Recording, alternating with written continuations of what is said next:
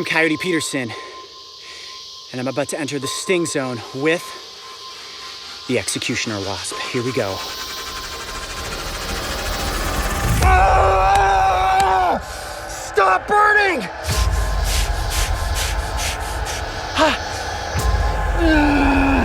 The Executioner is king!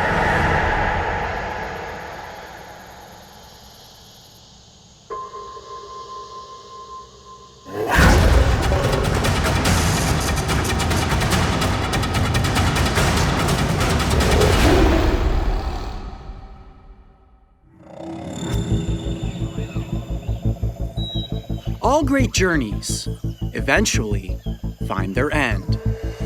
When we are talking about my climb up the renowned Insect Sting Pain Index, it seemed as if this end would never be found. It all began with an onslaught of harvester ants. This series of stings was quickly followed up with my hands being plunged into an even more painful swarm of burning fire ants. Ow! Ow! Ow! Oh! One would think I had learned my lesson, yet determination drove me onward as I crested past the cow killer and ascended to the towering heights of the tarantula hawk. This alien-looking wasp put me on the ground, literally, yet I got back up, dusted myself off, and kept going. I am lightheaded at the moment, and at this juncture, I think it's safe to say that I've worked my way up the ladder and am ready for the bullet ant challenge. The end was finally in sight, and it came in the shadow of a giant ant. As I summited the final peak of Sting Mountain, the world watched with clenched fists and gritted teeth as I went forearm to venomous stinger with the notorious bullet ant. Hailed as the most painful sting in the world, I had survived the bullet ant challenge. Oh my gosh! Oh my gosh! Oh my gosh! My mission of climbing this mountain, strewn with agonizing insect stings, had seemingly come to an end. Yet rumors of a more painful sting, that of the warrior wasp, haunted the comments of every video posted on the Brave Wilderness channel. So we filmed the sequel, and truth be told, it wasn't nearly as painfully memorable as the bullet ant. Ah! Ah! Sharpshooting pain! Yet much to my dismay, what appeared to be the final chapter in this saga was nothing more than a prelude that led to the moment in time where I encountered the Executioner Wasp. Mark, you rolling? Yep. Come here. Look at this. What is it? Look at this. I don't know what it is. Oh. They look like giant hornets. They're absolutely enormous. We literally just finished filming the Warrior Wasp episode. We're coming back out of the jungle. We passed by this little kind of overhang that has a swimming pool here. This is huge. This could be a totally new species. I've never seen this species of wasp or hornet or whatever it is before. I think we gotta catch one and try to identify it though. What do you think? Yeah, let's check it out. Got my net, literally in my hand. There's only 2 of them, so the good news is we're not gonna get swarmed. I think if I can scare one off the nest, I can scoop it up. All right. Should we give it a try? Let's try it. All right. I don't think they're that aggressive. They seem to be holding their ground. Well, if you were that big, you probably would hold your ground too.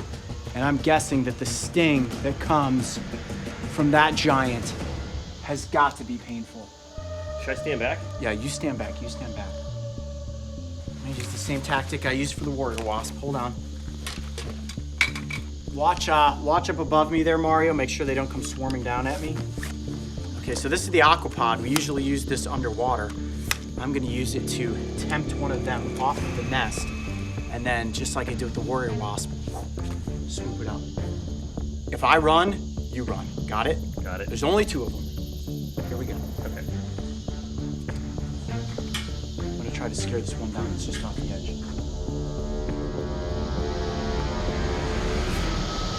It's right on the end of the aquapod. Look at that. Wow, it is massive.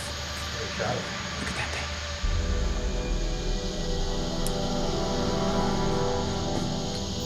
I've got a little capsule. right in my bag right here. I am gonna get it inside of the net and then get it into the capsule. Oh, Just looking its right at abdomen's me. pulsing. It's not happy. Hold on, let me get it inside the net.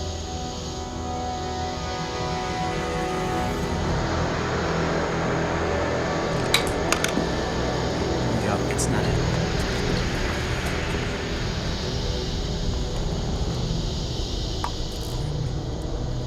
There we go, there we go. I got it. Yes, got it. Woo!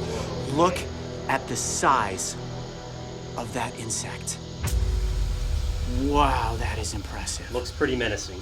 Yes, it does. Much more intimidating looking than the warrior wasp.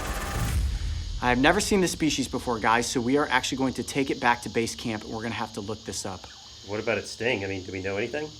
I know absolutely nothing, and as far as I can tell, this is not something that is ranked on the insect sting pain index. Because you've never seen anything like this. Never before in my life. This is absolutely crazy. Quite possibly a new species. Whoa. The eastern mountainous slopes of Costa Rica seem to be a world swarming with stinging insects. And if bullet ants and warrior wasps were not enough, the remote, untamed wilds of this rainforest ecosystem had one more painful sting up their sleeve. With an intimidating specimen safely contained within the viewing capsule, we returned to our jungle base camp and began scouring the internet for an identification to our find. All right, guys, so we have looked up vespid wasps of Latin America, and I found a great site. And I have found out what this is. What is It it? is not a new species. It is actually called the Executioner Wasp. The Executioner Wasp. Talk Whoa. about a horrific name, right? Man, that sounds like it's something to be considered for the sting index. Well, when I look at the insect sting pain index, it does not appear that this is on there. Now, there is a warrior wasp, there's the tarantula hawk, the bullet ant, there are some species of paper wasps. This is considered to be the largest paper wasp species in all the neotropical environments, but it is not on Schmidt's sting pain index. This is crazy. Maybe this is a better conclusion to the story. You know, the warrior wasp did not take down the bullet ant. The bullet ant, in my opinion, is still the reigning king of sting, but something like this, with those stripes and that menacing looking face, man, if this had a more powerful sting, that would truly deserve its place on the throne. Don't you think? Let's think about it. Let's think about it. The Executioner Wasp. That name alone is enough to drive fear through anyone that hears it. Hailing as the largest of the neotropical paper wasp species, this insect is a giant. It carries the cryptic moniker in relation to its swift attack and decapitation methods for dismantling helpless caterpillars, which it in turn feeds to its brood of alien-like larvae. Those who have been witness to this massive wasp have wisely kept a safe distance. And while this is not a newly discovered species, when it comes to the powerful punch in its venomous sting, this nightmarish-looking insect has not officially been ranked on the Sting Pain Index. So today, the chapter you have all been waiting for is about to be written.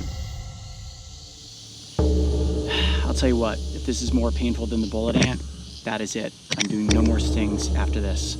Honestly, probably doing no more stings after this regardless. This has to come to an end at some point. But I would not have been able to walk away from Costa Rica having found this wasp and not have been stung by it. So, here we go. Mark has given me the signal. It is time to get stung by the Executioner. Here we go.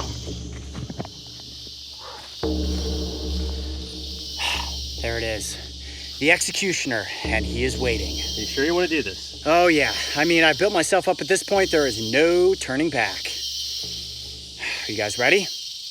I'm ready if you are. Okay, I'm going to place the capsule inside of the entomology net. There we go. And I'm going to get the wasp out with the forceps.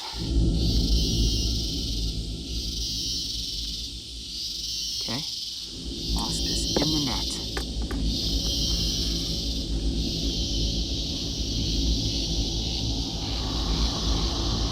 Got it. All right, there we go. I've got it. Perfect hold.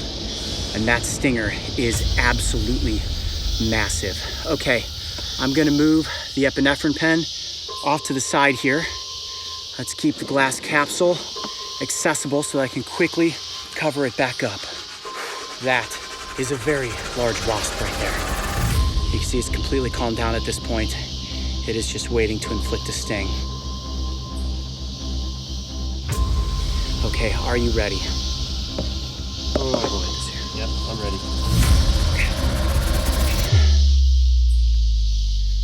I'm Coyote Peterson, and I'm about to enter the sting zone with the Executioner Wasp. Here we go. 1, 2, 3.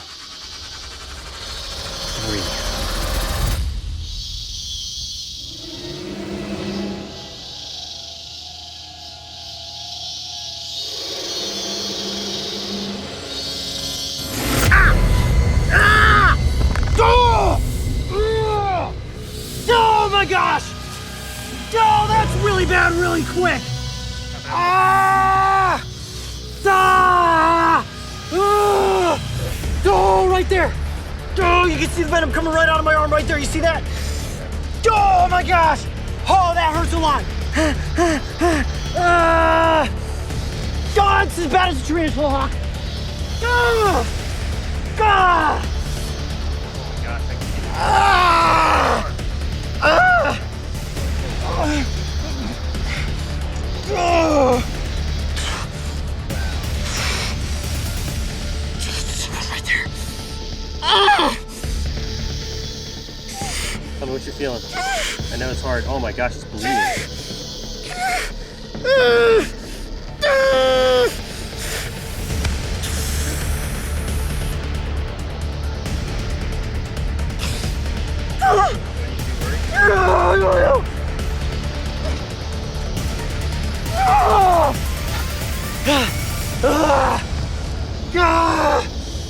Man, the Executioner Wasp packs an unbelievable wallop. Man, the initial impact is definitely just as sharp, if not worse, than a tarantula hawk. Look, you can see the blood underneath the skin right now. My arm is throbbing. It is on fire. It is about... Oh my God, that hurts.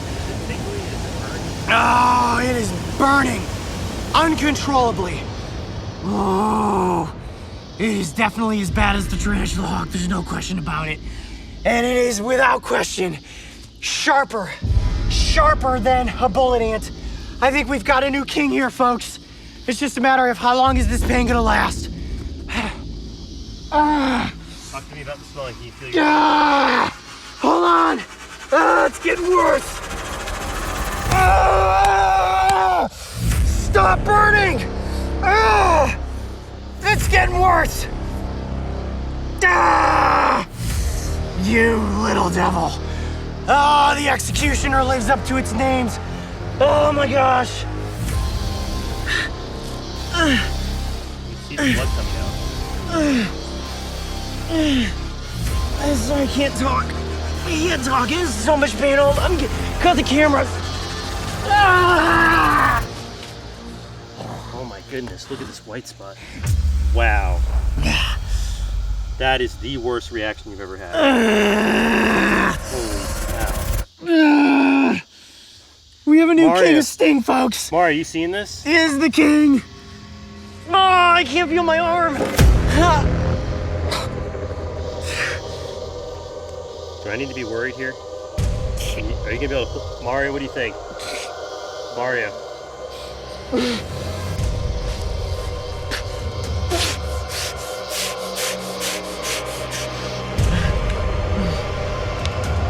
Oh my God. Oh my arm. Oh my arm. The burning does not stop.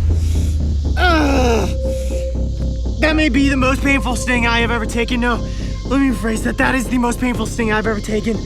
The bullet ant has been dethroned. The executioner is king. Mari, have you ever seen him react like this? You see the white? Yeah. Looks like scarring, just like the bullet ant. Yeah. There's scarring, but there's blood coming out.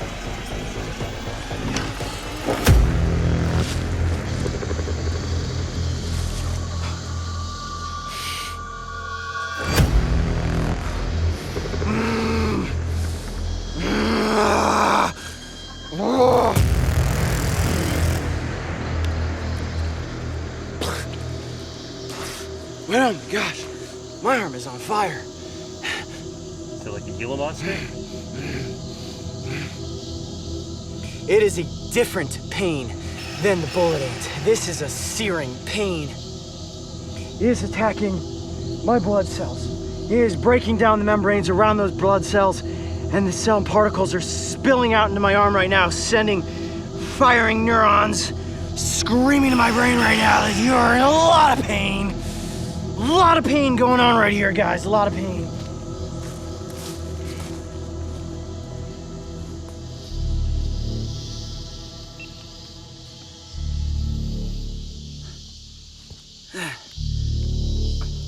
You out of the woods yet? It's extremely hard right now. The initial sting and the shock that came from the sting of the executioner was more painful than anything I've experienced before. And I think I said it when I was on the ground over there, that the bullet ant has been dethroned and the new king of sting is the executioner. And I am bending the knee right now to this insect, because not only is its look intimidating, but its sting is the real thing. It is screaming at the moment, screaming, searing pain. So where the warrior wasp felt like pins and needles and the bullet ant felt like somebody taking a hot poker and sticking it into your arm, this is like flesh peeled back. No, I don't know what it feels like to have flesh peeled back, but I can imagine that this is what it is. You see, I can't even like move my hand right now. My whole arm is in such agonizing pain, and it's starting to itch, like right here. Like I could feel the venom working its way up, similar in the sense to how the Gila monster's venom worked, and it is hot to the touch. Mark, just tell them how hot my forearm is right now. Oh wow. You can see right here actually. Mari, can you get a shot of that? Try to get that. You see this? There's a residual reaction occurring up your arm. Is it?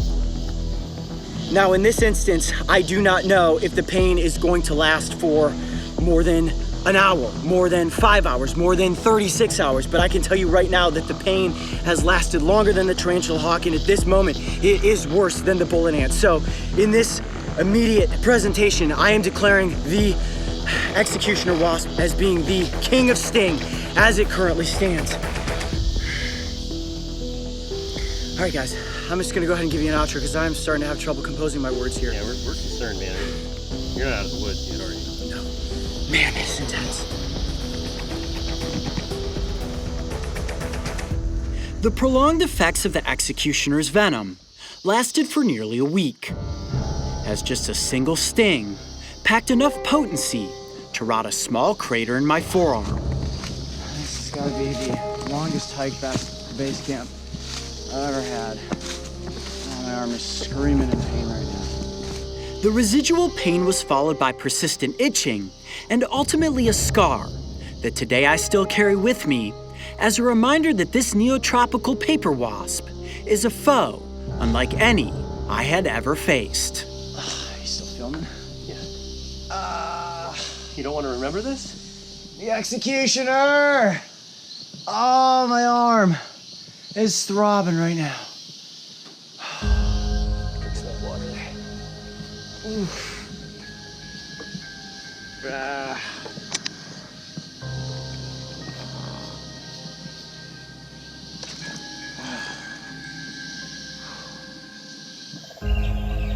The planet is teeming with more insect species than are known to man, and a fair share of them are armed with venomous stingers. My climb up the insect sting pain index and my destiny to encounter and face the Executioner Wasp was a journey I could have never predicted. Yet it successfully captured and captivated the minds of millions upon millions of viewers. And while I know you all enjoyed watching me squirm around on the ground in pain, I hope that you also walked away with a new sense of respect and understanding for these fascinating creatures. Without my incredible crew, Justin Schmidt's brilliant Sting roadmap, and the wonderful Coyote pack cheering me on, none of this would have been possible. So thank you all for joining me on this journey. I certainly have enjoyed the ride. Now, to firmly answer your burning question, yes, for me, this really is the end. Is there a more painful sting out there? Crawling across the desert sands or flying through the humid rainforests? Possibly. Probably. But that is a mystery I feel is best left to live on. Crowning the Executioner Wasp as the new king of Sting is as far as I am willing to go. And in my opinion, this truly was one sting to rule them all. For the various non-predatory animals that call the South African savanna home, survival is no walk in the park. Roaming giants, such as the elephant, depend on their massive size and intimidating presence to keep out of the predator's sights, while smaller hoofstock like the impala depend on their speed and cunning agility to escape the jaws and claws of doom. Yet size and speed are no guarantee that you will survive, as this wild place is a constant circle of life where every single day there's a good chance that you or someone you know will be hunted. Survival sounds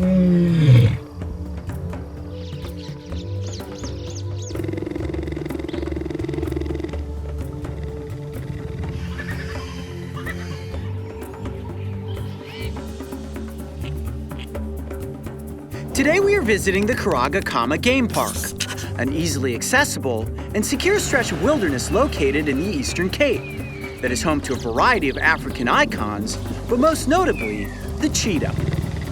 These beautiful cats, despite their calm demeanor, are considered to be perfect predators, and their lethal attack comes with a combination of stealth and speed.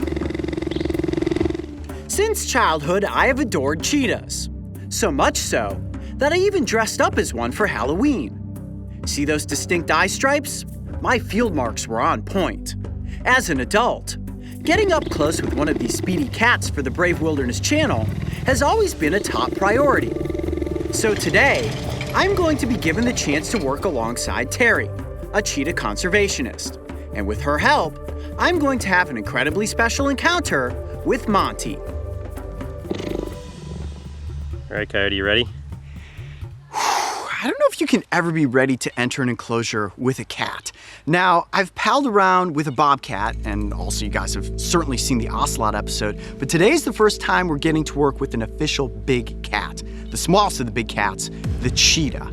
And I have loved cheetahs ever since I was a little kid, and this is the first time I'm ever gonna get to interact with one. So I'm a little nervous. Hopefully it will acclimate to me quickly and we'll have a good interaction. But the cameras are fired up and ready to go, and I see Terry signaling that it is time to enter the cheetah enclosure. You guys ready for this? Let's do it. Here we go. Gosh, listen to that purring. Wow. Look at you. Full grown, right? He's fully grown. Monty is full grown. Now, can I approach Monty? You can approach him. Okay. Just come directly to him. This is my first interaction with a cheetah. Hi, buddy. This is either gonna go really well or really bad. Let's see. Hi. How are you? Oh my gosh. Gosh, can you hear that purring? I'm sure the camera can pick it up. Look at his whole throat is vibrating. All right, well, do you think that we can bring Monty down here into the open and see if he'll come up on that log for us? Oh, nervous. This is so cool. Come on. All right. Come on, Tika. Wow. Come on, Tika. I'll tell you this much. You get that close to a cat, once you enter through the fence and you're on this side with it, my heart's racing right now. It's very intimidating. And keep in mind, like I said, this is the smallest of the big cats. And still, look how large this animal is a perfectly designed predator.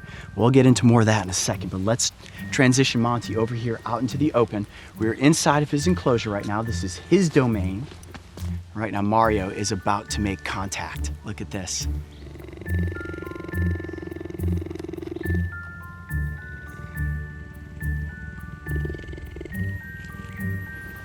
The real goal in this moment is just for Monty to get acclimated to myself, to Mark, to Mario, to realize there's cameras inside of his enclosure.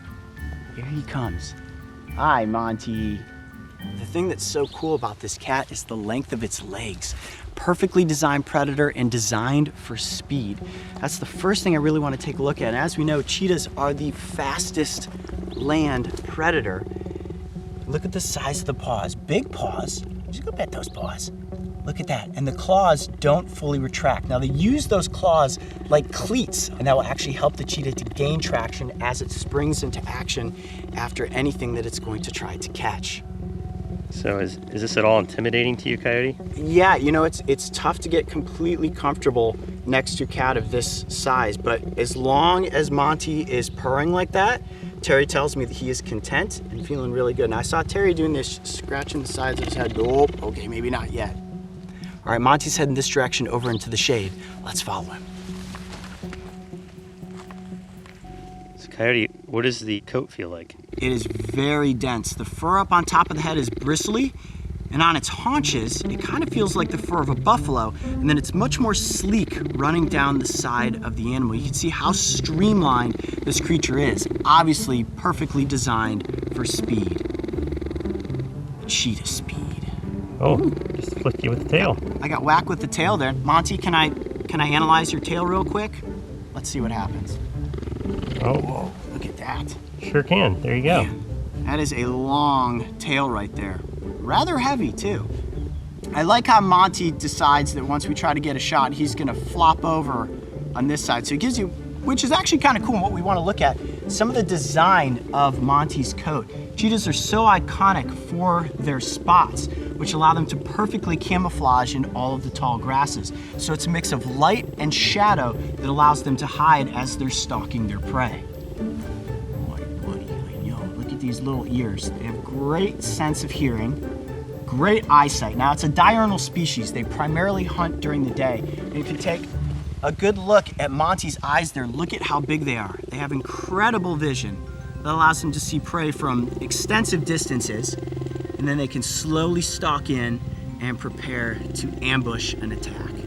So Coyote, is a cheetah similar to a lion where it's in a pride, or is it like a tiger where it's a solo animal? Oh, it's a great question. What most people don't realize is that cheetahs, females specifically, are mostly solitary unless they have cubs. But when it comes to males, a group of cheetahs is called a coalition. So oftentimes you'll see 2 or 3 brothers hanging out together. But the females, primarily solitary unless it's during breeding season or if they have cubs. It is almost time for lunch, and what's really cool is that Terry's gonna allow us to stay inside the enclosure while Monty has his lunch. You guys wanna get some cool shots of that? Do we get lunch after? If you like horse meat, then yes, you can also have some lunch. I was thinking like a sandwich. A sandwich is probably a better idea, huh? All right, let's go watch Monty eat. Let's feed Monty. Out of all the animals that we have featured on this channel eating, I think this is probably gonna be the largest predator. This is the real deal right here.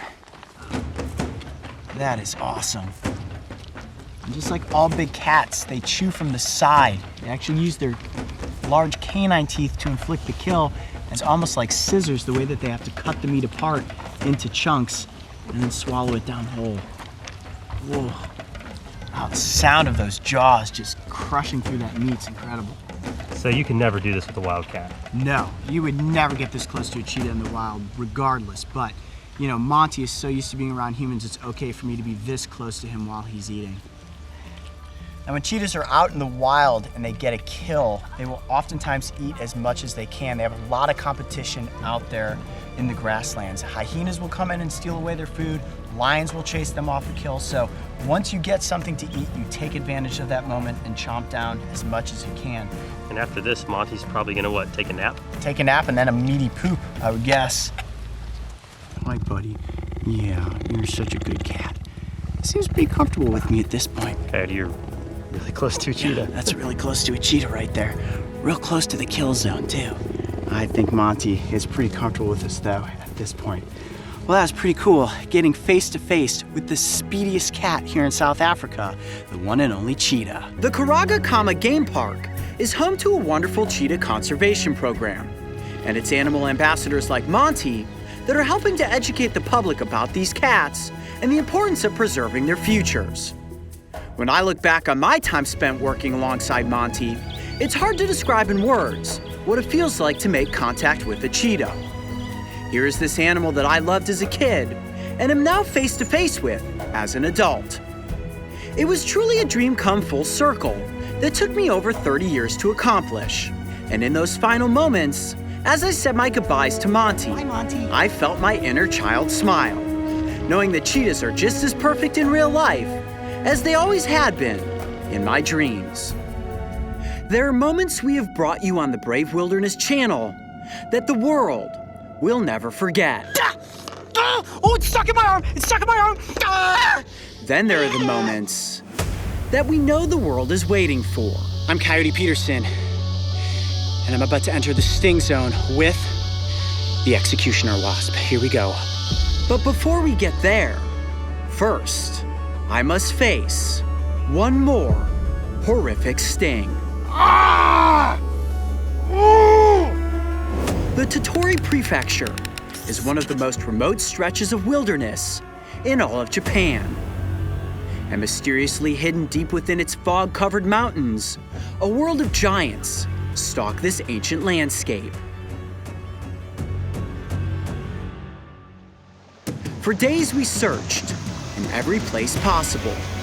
Yet much to our chagrin, it seemed as if an encounter with Japan's most notorious insect would elude us. Then on our second to last day in country, when it seemed as if all hope was lost, the very encounter I had been searching for presented itself in the form of a giant hornet.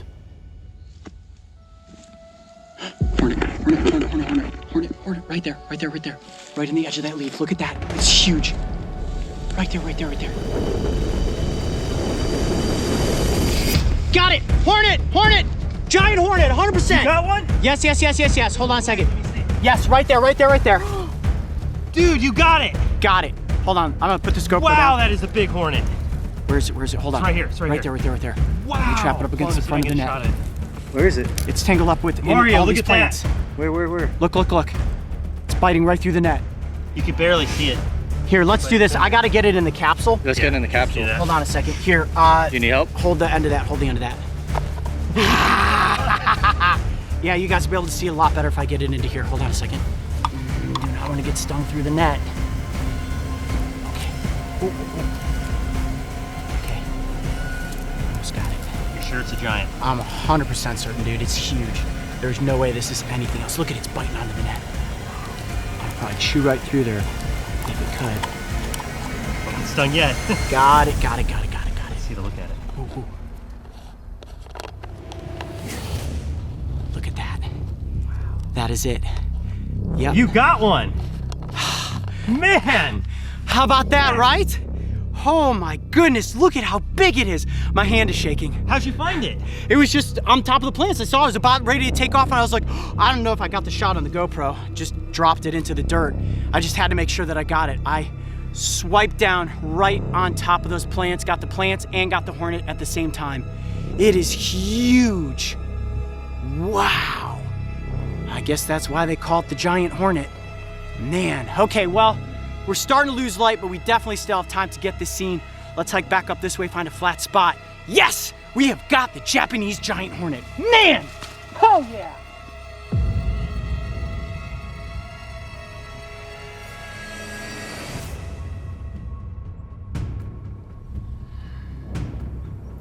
There it is, the Japanese giant hornet. And I would say the giant is an understatement. Not since the tarantula hawk have we encountered a more intimidating insect. Look at that beast.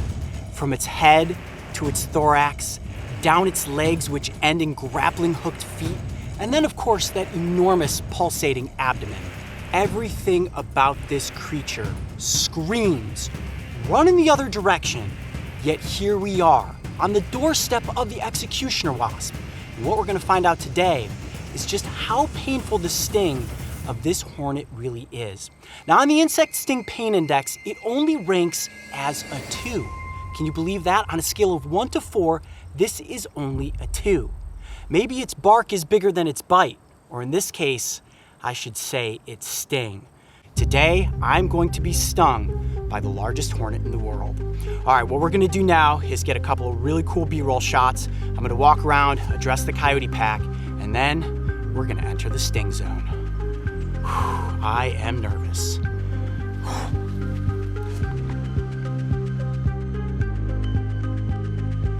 The Japanese giant hornet is considered to be one of the largest stinging insects in the world. This nightmarish creature is armed with a 6.25 millimeter stinger, and it injects a venom known as Mandera toxin in a high dosage that can destroy tissue and attack the nervous system of its victim. And while a single sting is not likely to be deadly, over 30 people die every year in Japan from taking multiple stings. In most cases, these deaths come as a result of anaphylactic shock. But no matter how you break it down, this sting is incredibly dangerous. That is a big hornet. That is a huge hornet, the biggest hornet on the face of the planet. And I have a feeling that the sting is going to be intense. Now, it's rumored that the sting of this insect can kill you. Guys, a single sting is not going to kill me unless I go into anaphylactic shock. Now, if you were to be swarmed by 30 or 40 of these and be stung repetitively, yes, there is a good chance you will die. Now, I've also heard that the venom is going to cook a hole in my arm. Not exactly looking forward to that, but it all depends how my body reacts to the venom. Everybody reacts differently. You guys have to remember that. So, I'm gonna go through with this. I know a lot of you are probably running to the comments section right now saying, Coyote, you don't have to do this, you don't have to do this. I do have to do this. We have climbed the Insect Sting Pain Index, and this is the only one, guys, the only one that I think we just have to find out how bad that sting is. It's so big, it's such a dominant character throughout all of Japanese culture, and certainly when it comes to the Insect Sting Pain Index, I don't think we can leave this stone unturned. So if you guys are ready, I think the crew is ready. It is time to enter the sting zone with the Japanese giant hornet. Here we go.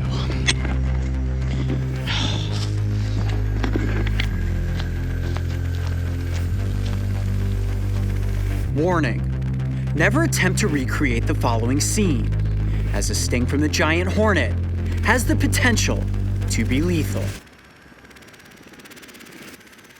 All right, guys, this is it. The moment that you all showed up for. Now, before we go through with the sting, first let's talk a little bit about the safety. We do have an epinephrine pen with us. Now, a single sting from this hornet should not kill me. However, like most stings, you can go into anaphylactic shock. It just depends how your body reacts to the venom. I should be just fine. I will experience some pain, discomfort, potentially some pretty extreme swelling, but I shouldn't die from a single sting. I do have my entomology forceps with me. What we're gonna do is get the insect into the net, and then I'm gonna get it under control. Same way we've done all the sting videos in the past. Are you guys ready? Sounds good. Are you ready to do this? Here we go. All right. All right, net coming up.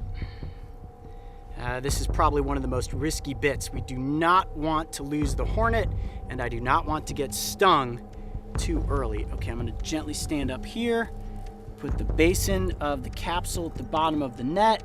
All right, and hornet is going live inside the net. Let me get the platform out. Here we go, platform is out of the net. And, come on guy, out you go. All right, hornet is out of the capsule. There we go. Okay, so I'm gonna keep the capsule close. You guys know the goal is to always get the capsule back on top of the insect before it flies away. I'll place that there for just a second. And now it gets intense. I have to figure out the best way to pick up this giant. I want to grab right onto the back of its thorax behind the wings so I have full control. All right, you guys got a good shot? All right, I'm gonna slightly have to maneuver myself just a little bit here. Ooh, it is not happy. This is one angry hornet. Hold on. Gotta get it to turn. Oh, it's turning. Hold on a second. My hand is shaking. Control your nerves, Coyote. Control your nerves. My heart is racing 1,000,000 miles a second, and I can't keep my hand still to grab onto the insect. Hold on. The hornet is actually biting onto the forceps.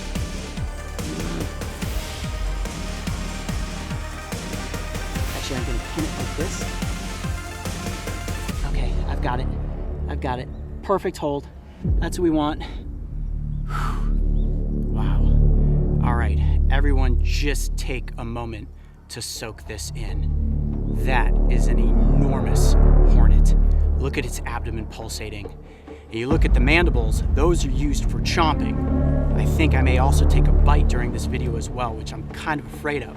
And if you zoom in on the legs, you can see that they have these little hooks. They almost look like grappling hooks.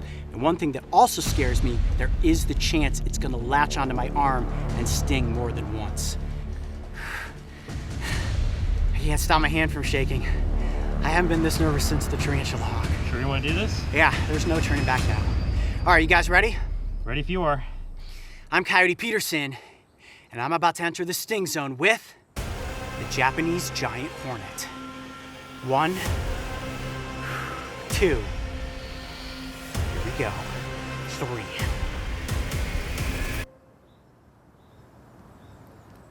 Ah! Oh, this stinger's stuck in my arm. Oh!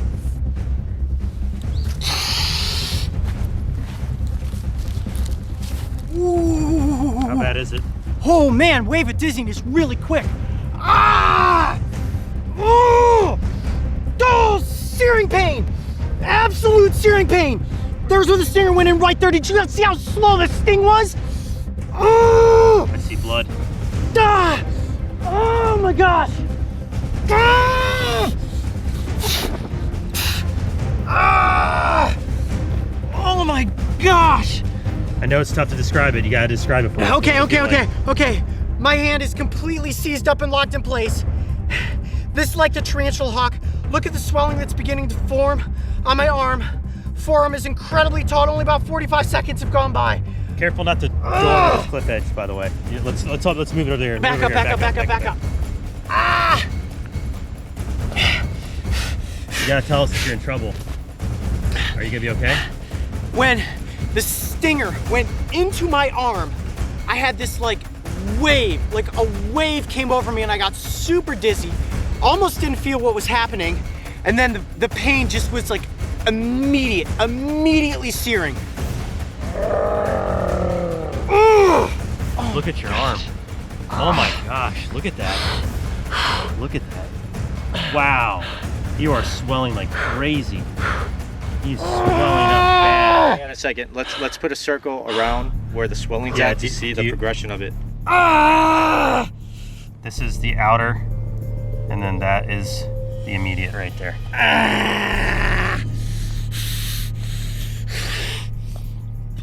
Oh man! Not a 2. Far surpasses the tarantula hawk.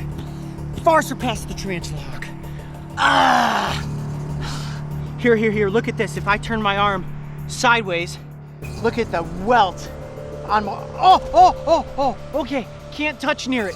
Sharp shooting pain if I touch near it. Wow. Oh my gosh. I can see that your wrist is starting to swell. Do you want to take your watch off? You know? I got it. Yeah. That's good. No relief yet. It's just a matter of harnessing the pain, controlling the level of pain, and rolling around on the ground and screaming at this point. It really isn't doing me any good. All right, let's cut cameras and come back in about 5 minutes. Let me get a drink of water.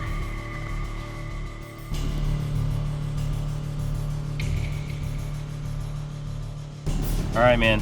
Well, I could definitely see that. Don't touch it. I'm not gonna touch it.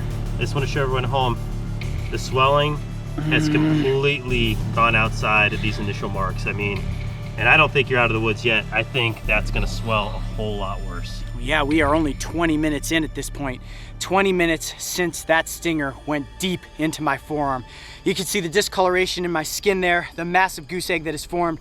The venom has worked its way up my arm. Can you show us the lump? Can you hold your arm up at all? Oh my goodness. Wow. I'm sure you guys want to know how this feels as compared to some of the other top insects on the sting index. It blows the cow killer out of the water, no comparison. It definitely trumps the tarantula hawk. When we're talking bullet ant, I would definitely say that at this point it is on par. We're gonna monitor this sting for the next 24 hours and see what happens. But I can promise you this much. I've got a world of pain ahead of me for the next few hours. Man, oh, that was a bad one.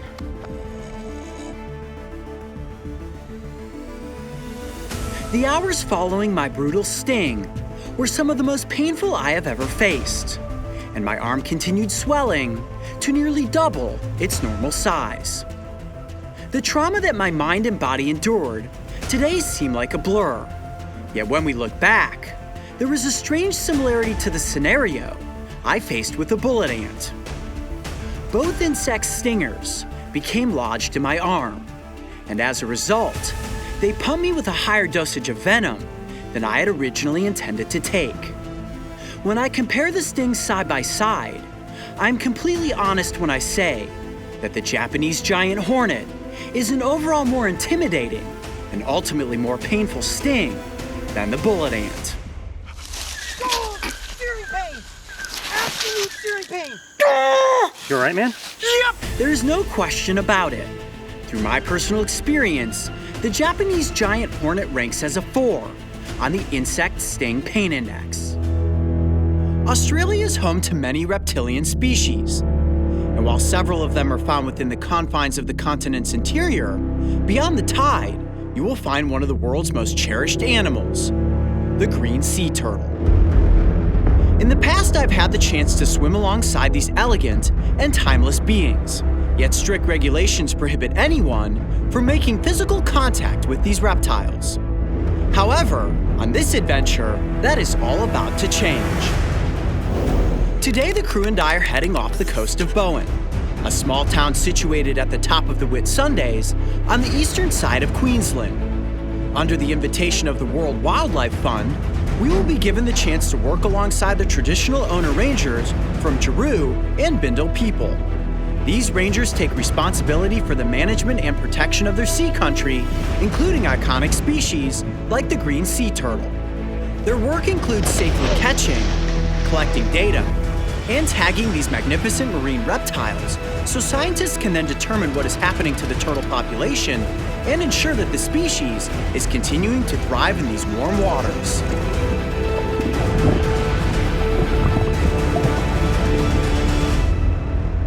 And as a Birragubba Juru elder, I'd like to welcome you to country and hope you have a good day. Coyote, what's going on? Doing a smoke ceremony right now, and the flames are just welcoming us into this community. I consider myself to be an expert when it comes to catching turtles, and my method of leaping from kayaks to catch snapping turtles has often proven to be incredibly successful. Catching sea turtles, however, is a very different challenge. As compared to snapping turtles, these ocean-dwelling reptiles are incredibly fast, and instead of leaping feet first from a slow-rowing kayak, I will be jumping from a speeding boat. The good news is that I will be apprenticing a man who I now consider to be the greatest turtle catcher of all time, Aaron Taters. He will be showing me the tricks of the trade that he has spent several years mastering and which have resulted in the safe capture, data collection, tagging, and release for hundreds of sea turtles.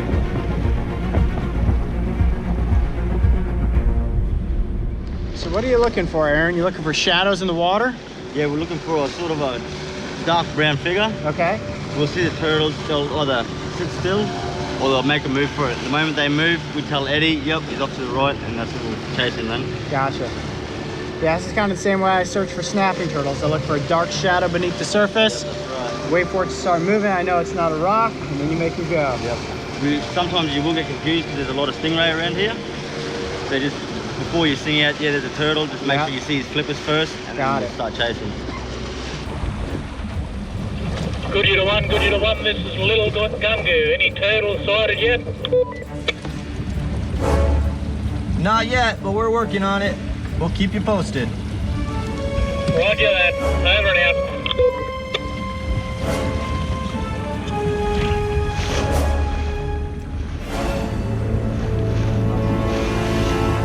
There he is there. To the right. Got a turtle to our right here.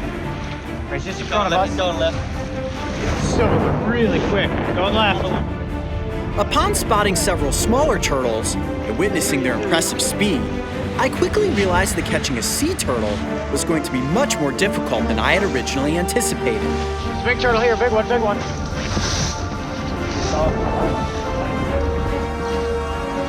Go.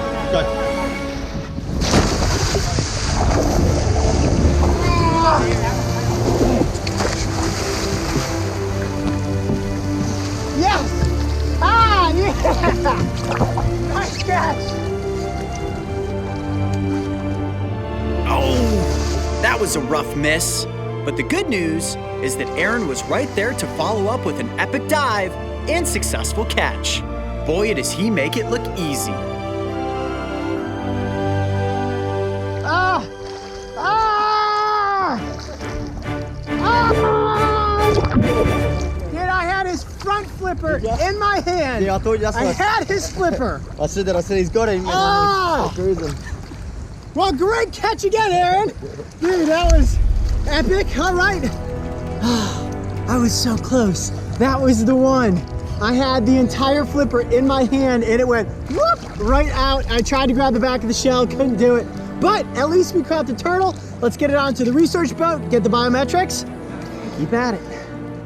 As a team, our rate of success was fantastic, yet my personal performance was lackluster at best. I could feel that my confidence for catching sea turtles was beginning to sink. Yet Aaron, being the incredible mentor that he was, continued to encourage and critique my style. Yeah, I see him.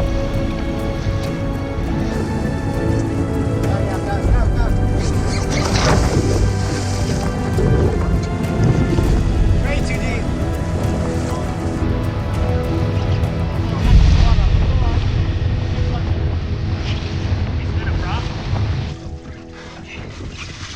It's harder than it looks, folks.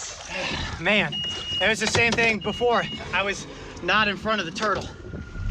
Time was running out, and my window to land a giant was beginning to close, when the boat slowly motored into a clear stretch of water that revealed a massive dark shadow beneath the surface. All right, guys, we got a good turtle out in front of us.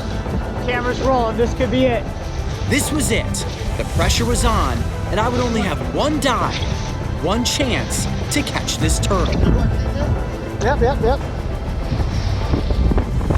Aaron kept his sights locked on the speeding reptile, waiting for an opportune moment when it would slow its forward momentum and prepare to breach the surface for a breath of air. This would be my window of opportunity, and in that instance, he shouted the command. Go for it.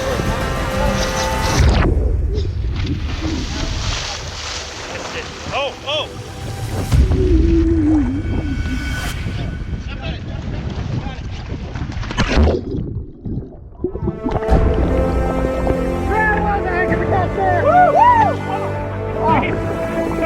Careful! Woo!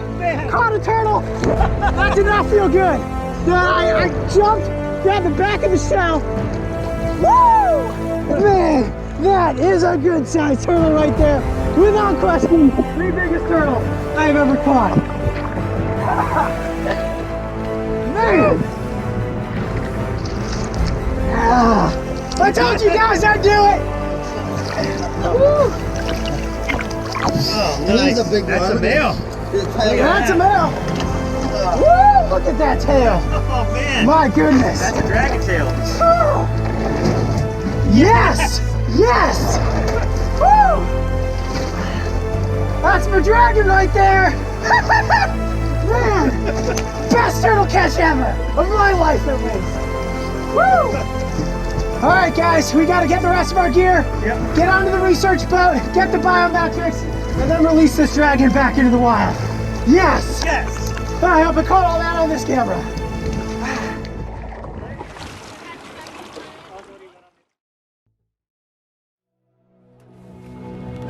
All right, guys, well, there we have it. There is the green sea turtle that I landed, and he is an absolute giant. This is the first male of the trip that we have caught. An absolute beast. Can you guys believe this? I can't believe you caught it. That was What an a amazing catch. Well, when I jumped into the water, I kind of went to the side. I grabbed the side of its shell, my hand slid down, I held onto the back of the shell and actually climbed up the side of it to get right behind the back of the carapace. And you can see how healthy this turtle is. Look it is actually spilling out of its shell. I know, buddy. Now let's take a look at the carapace of this reptile. It is massive, and I love this teardrop shape. You see that? This allows these turtles to stay completely streamlined when they're swimming under the water. If you take a look here, look at the size of this turtle's tail.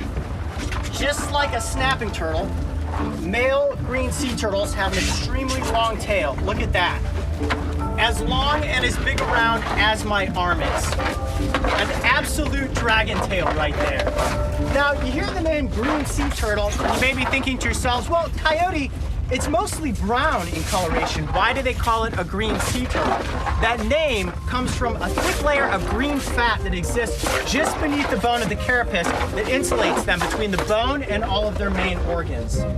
I know, buddy, you just want to get back out there into the ocean, don't you? Now, this guy's just fine. Don't worry. Sea turtles can stay out of the water for an extended period of time.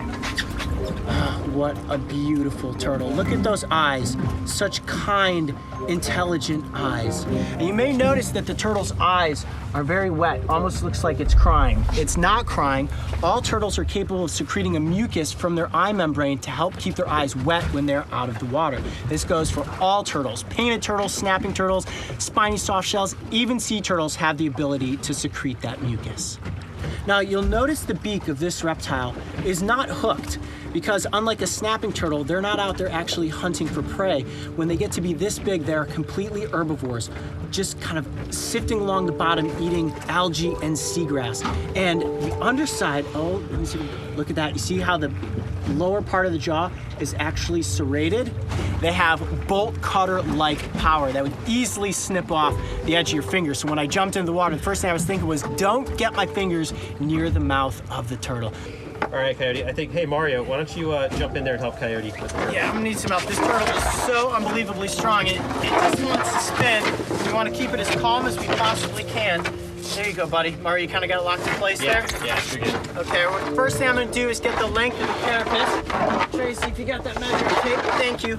I know, buddy. I know. Shh, shh, shh, shh, shh. Try to calm down. Sometimes what I do with snapping turtles is actually just to place my hand on top of the head. Try to talk a little bit quieter.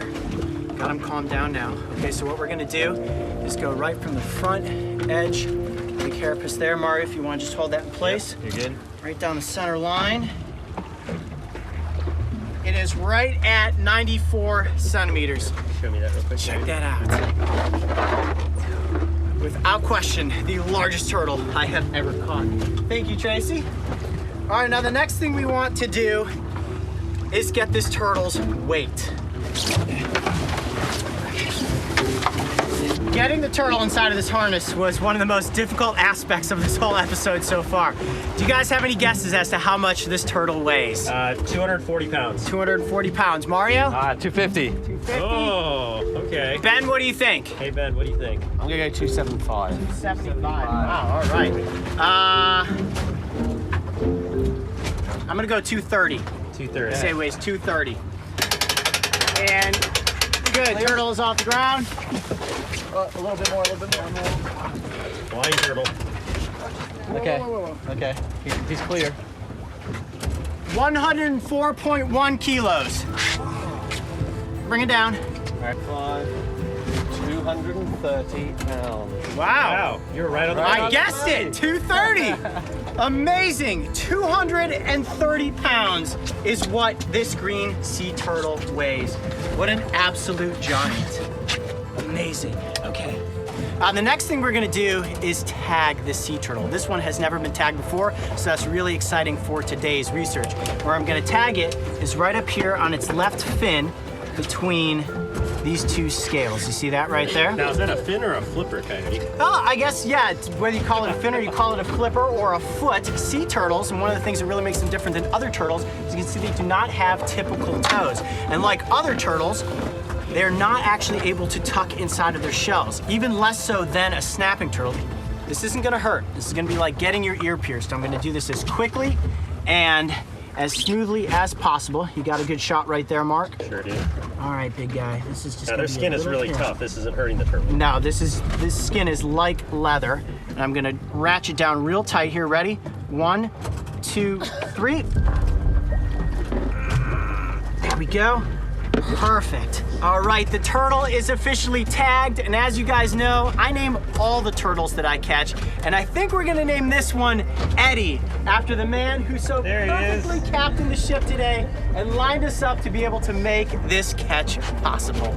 I did not expect to catch a turtle this size. I was just hoping that I could catch a single sea turtle, and after getting the chance to stand on the front of that boat and watch Aaron dive in and catch several turtles, I said to myself, you know what?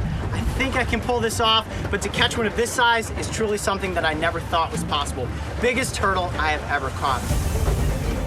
Wow, what an epic end to one amazing day here in Australia. And I have to give an enormous thank you to the World Wildlife Fund of Australia and the GUESS Rangers for bringing us out, showing us the conservation work that they're doing, and all the efforts they're making to not only preserve, but also protect these incredible marine reptiles. All right, guys, it's time to get Eddie back off into the ocean.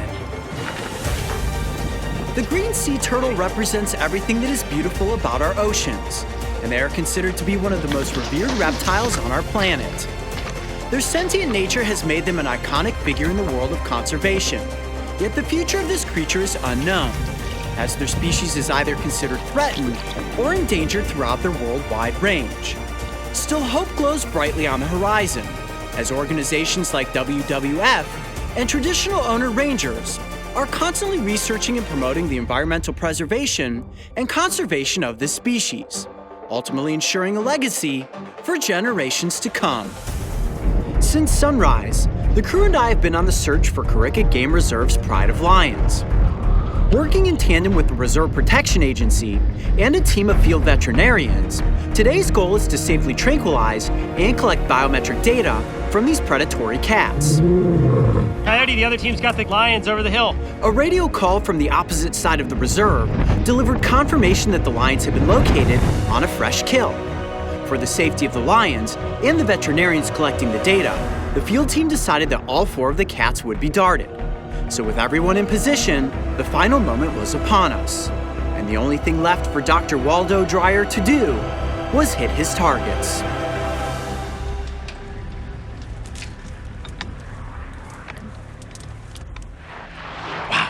Some big cats. All right, he's getting ready to dart.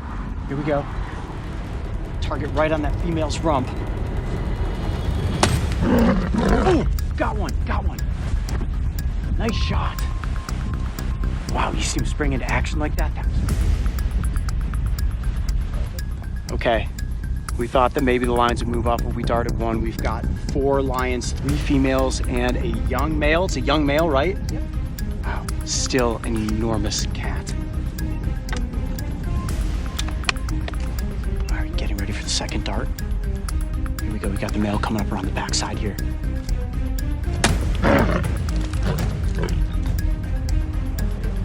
Right at the upper forefront of her chest.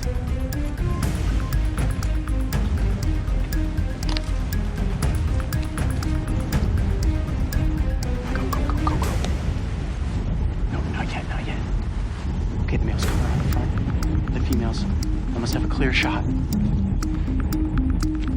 Super windy though, could throw out the dart. Do not want to hit the animal in the face. Here comes the shot. Got him. right, the male has been darted. One lion left. Wow, okay, we have 3 of the lions darted at this point. Male and 2 females. 1 female still does not have a dart in her though, so we're trying to move the vehicle to get in a better position. This is intense. Hold on, guys. Be aware you got a lion. Here we go, look at this, good shot. Zoom in, zoom in. Got it. All lions have been darted, and they are all staring at us now saying, okay, what are you guys doing out here? Wow, that's intimidating. All 4 lions darted. With all 4 cats successfully darted, we watched from a safe distance as one by one, they succumbed to the effects of the tranquilizer serum. All right, now it's just gonna take a few minutes for the tranquilizer to set in. It'll tell us to get out of the vehicles, we'll move in, get that biometric data. Wow, my heart's racing right now, how about you? This is crazy. Time was of the essence, so the vet team needed to move quickly. This meant that as a camera team, we would have a very limited window of time to capture an up-close presentation with these sleeping carnivores. Given his iconic stature, I was beyond excited to showcase the male, while in the background, the veterinarians would be collecting the sought-after biometric data from the females. In human terms, this procedure is comparable to a checkup at the doctor. When it comes to lions, this includes pulling a small hair sample from the tail, checking body length, paw length, overall health, and lastly, microchip identification. That is a big cat right there. Look at that. Got this other female down right here. There's just lions laying around everywhere. Yeah, lions everywhere. Keep in mind, guys, these lions are just asleep. None of these animals are actually hurt. Here it is. Here's the male. That is unbelievable right there. This is the closest I have ever been to a wild apex predator of this size. Oh, you can feel it breathing. Oh, beautiful animal. How this creature is enormous, and it is still a sub-adult male lion. I want to come on this side just to show you this paw. You've got the mane. You can see its face is covered up there. It is asleep. Look at the size of this animal's paws. It is bigger than my hand. That is crazy. And so heavy, so much weight and so much muscle in the front section of this cat. You guys want to see those claws, don't you? Oh yeah. Ready for this? Hold on, let me kind of sit down here. Get ready. That is impressive right there. And these claws are constantly growing throughout the course of the animal's life. Now, like all cats, they have 4 toes up front, but also a dew claw on the side. You see that? Wow. That is the key piece of power right there, because when they lunge toward a water buffalo or a wildebeest and they latch on, it's this claw that hooks in place and makes sure that that prey does not get away. And that's what they do, latch on and then go for the neck. Now the lion, believe it or not, does not have that powerful of a bite force as compared to other big cats. Only somewhere between 600 and 900 pounds per square inch. But what they want to do is go for the trachea. You get the trachea, you're cutting off the windpipe, and that animal's gonna suffocate. Now, the males, while they can hunt, aren't the ones that are actually hunting. So while when we came up on this pride, you see that they've taken down an impala, it's likely the females that killed the impala, but then the males will come in and they will feast first. Wow, this cat is just the coolest creature I have ever been around. Let's take a look at its head real quick. Look at the size of the ears, massive ears. They're capable of moving these individually. They have incredible sense of hearing. Look at the mane of this animal. It's so dense, and it smells like South Africa. It smells like the savannah, a little bit of grass and a little bit of sand. Now you look at this mane and you think, well, what is the purpose of a mane on a lion other than to have an epic hairdo? And the purpose is actually to protect them when they're fighting to protect territory. All this dense fur, when another male is rearing up using its claws and its teeth, protects this lion's throat and its face. All right, you guys ready for the reveal? Let's see it. Okay, I'm gonna pull this back very slowly. Let's see the lion's face. There you are, buddy. Oh my gosh, that is incredible. What a handsome animal right there. Look at its whiskers, incredibly dense.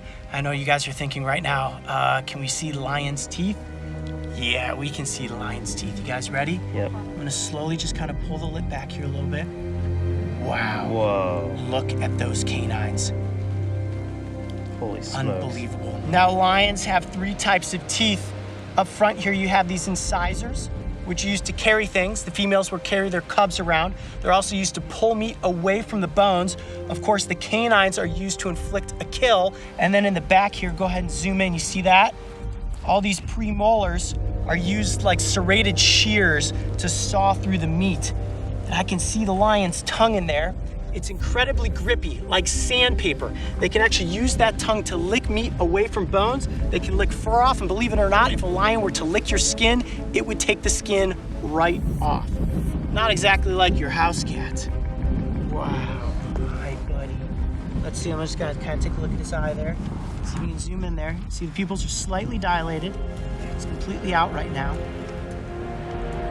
See that? Get a tight shot there. The lions have incredible eyesight, not only during the day, but also at night.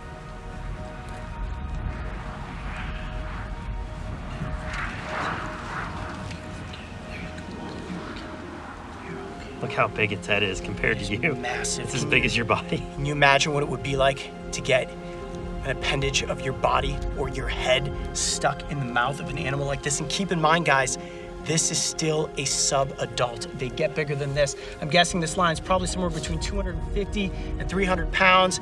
They can tip the scales well over 500. Okay, I'm gonna just flip this back up over its head so that the sun stays out of its eyes. Oh man, is your adrenaline rushing as fast as mine is? I'm just trying to stay calm, actually. Okay, we ready to collect the biometric data? All right, let's do it. Got to get the measurements on this lion. Yeah. Okay, I'm gonna go all the way to the back side here. Okay. So we've got 123.5. Okay. What do you have there? 54. 54. Okay. All right. Lift Paw measurements. 6. And this is important data for us to know. 8. Exactly the size of this lion's paws, so if they're out there And 5. looking for tracks, you know exactly which lion this is. You see all these kind of markings on the face. Also over time will help you identify the individuals. It's got quite a striking one right here. Yeah. It is so close to go up. I think they are ready to. All right, guys, what's really cool is that this lion doesn't actually have a microchip in it. So we are gonna get to insert one today, and that will allow us to keep a tight record of this animal anytime that they then tranquilize in the future to be able to collect its biometric data. Wow, cool. All right, so where do you insert the microchip? Yeah, so the microchip is it's got a nice thick needle. It's about the size of a grain of rice. So I don't like needles. I don't do very well with needles. So we insert it right in the middle between the shoulder blades. Okay. So we just make a little dent of the skin. Okay. Put it underneath the skin. Ooh, just a little prick, right? And it goes. Boom, just like that. Wow. All right, guys, well, it's time to apply the reversal drug so that this male wakes up and heads back off into the wild. But this certainly was epic. Getting to explore here at the Coyote Game Reserve, tranquilizing 4 lions, getting up close to collect biometric data. All right, time to wake up. Yeah, just keep it in the muscle and push the plunger back a bit as soon as you're in with the needle. It's done. All right, guys, lion's about to wake up.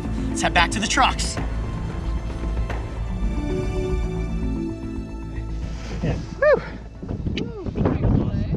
Man, That was amazing. woo! That was cool. That was cool. All right, Coyote, what's happening right now? We have administered the reversal drug, and now we are just safely back in the vehicle waiting for the lions to wake up. I've got a GoPro positioned just in front of this female. We've got zoom lenses in on the male.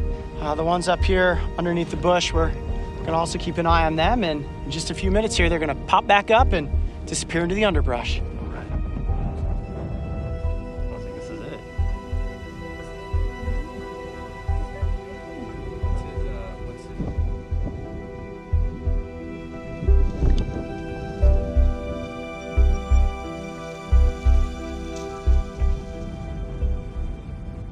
You can see the lions are beginning to wake up.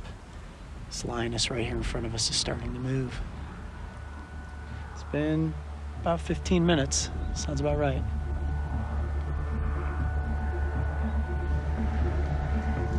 Since the dawn of mankind, we have feared that which is capable of hunting us. So much so that we in turn chose to hunt many of these natural predators to the brink of extinction. The lion is no exception. Today our mindset has changed, and fear has been replaced with love and protection for these incredible beasts. Several hours after the vet procedure had concluded, we returned to the hilltop and checked in on the pride. Our hope was that they would still be in the area, allowing us to get a final glimpse of these beautiful cats.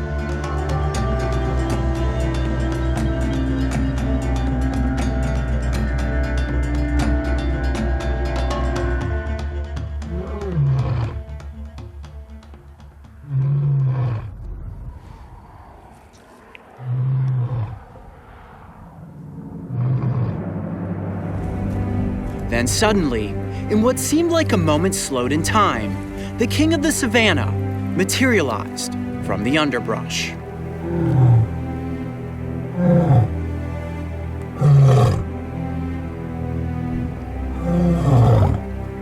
He stepped into the golden glow of the setting sun and moved with an elegance that defined him as the ruler of this land. And as we watched, our cameras all fighting to capture the moments as they played out before us, it was not difficult to pull my eye away from the viewfinder so that I could appreciate all of the beauty in this animal with my own two eyes. I know that I will never forget my time spent alongside that sleeping giant, my fingers placed upon its massive teeth, the moment it woke back from its slumber, and the sight as it strolled along through the flowing grasses, staking claim as king of the savannah. The southern coastline of Africa is an intertidal ecosystem flush with bizarre-looking ocean creatures. From buggy-eyed toadfish to slippery octopus, these were animal oddities that I really had to work hard to get my hands on. Got it! Yes! Wow, what a scoop!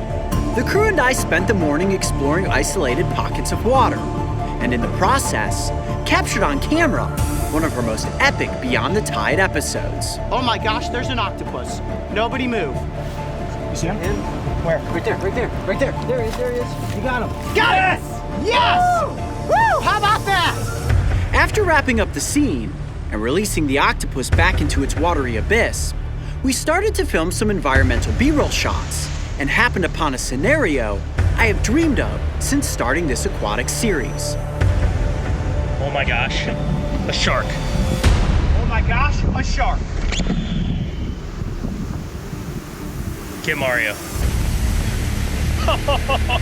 I can't believe that. I'm like, this is so cool. I look over, I'm like, it's a shark. The camera team is just returning. I think the goal here is going to be to catch the shark, look at it very quickly, and then actually just release it back out into the deeper water. We definitely don't want to stress it out or try to handle it for too long, but this is so cool. A shark in a tide pool. All right, guys, so this is super crazy. We just got finished filming with an octopus, and there is a shark in this pocket of water. That is a spotted gully shark. Now, they are bottom feeders, and unlike great white sharks or tiger sharks, they only have small little blunted teeth. So, it should be okay for me to gently pick up this shark. Are you guys ready? Yep. I have no idea how fast it's gonna move. I'm gonna actually not use my net and try to grab it by the back of the tail. They have very sandpaper-like skin, so I should be able to grip onto it no problem. Heads up.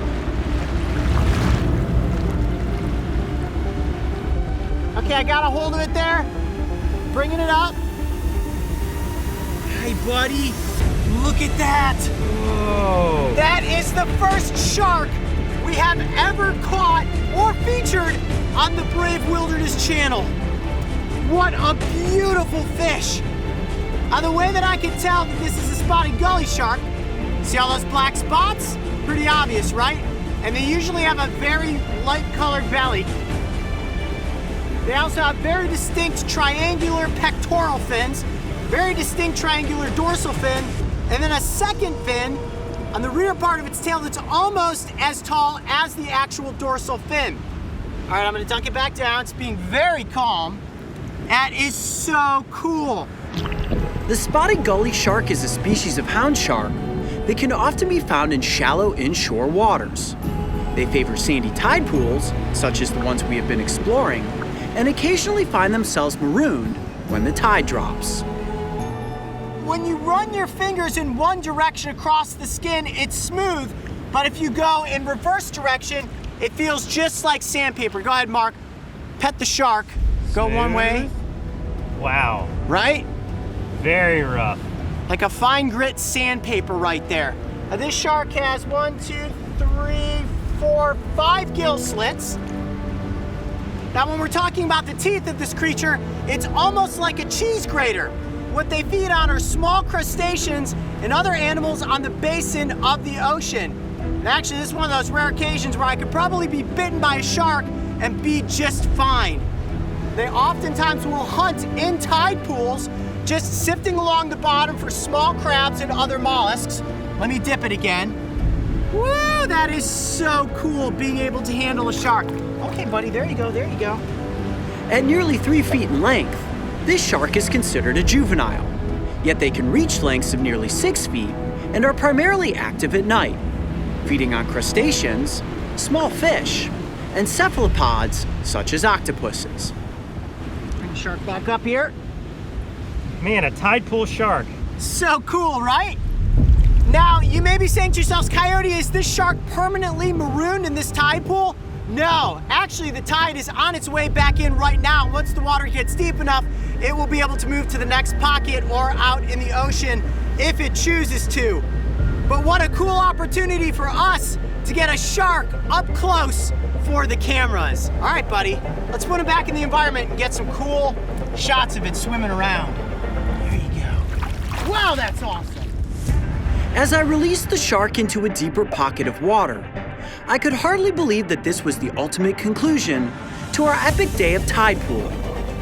And as its silhouette disappeared into the current, I watched with a childlike wonder and a sense of gratitude for the path that led the team and I to this moment in time, which marked the day we finally found and caught a tide pool shark. Nice, down into the depths of that pool. Wow, the first shark on Brave Wilderness. That was epic. Woo, tide's coming in, let's go, guys. Massive rock formations towered like prehistoric giants as intense waves crashed upon the jagged outcrops. At high tide, the southern coastline of Africa is an unforgiving landscape that has been carved over millions of years. Yet when the tide rolls back, with it recedes the violence of the turbulent water, leaving behind an intricate catacomb of intertidal pools that are teeming with aquatic life. Today we are exploring a stretch of pristine shoreline known as Kenton-on-Sea, a magical place where the South Atlantic meets the Indian Ocean, and to say the least, it's breathtakingly beautiful. The sand was flawless, the waves of water were warm, and with any luck, we would happen upon and get up close with a variety of bizarre tide pool creatures. The tide is going out at this point. Looks like it's still coming in, but it's actually the best time to search for animals. When all the rocks are still saturated, that means that the animals are still comfortable, which gives us the best chance of actually catching them. The water trapped within the individual pools was crystal clear. So as I scouted from pocket to pocket, I carefully scanned the overhanging ledges and shadowy nooks. If there was ever a place for a sea beast to hide, I was determined to be the seeker. We've got a decent-sized crab down here in this little rock pool. There's actually a little blenny next to it as well, which is a small little fish that'll oftentimes sit on the edges of these little cliffs. It's tempting to not go for them both at the same time. We'll see what happens. I'm really after the crab, though. I'm going to use this net because it's a deep pocket of water.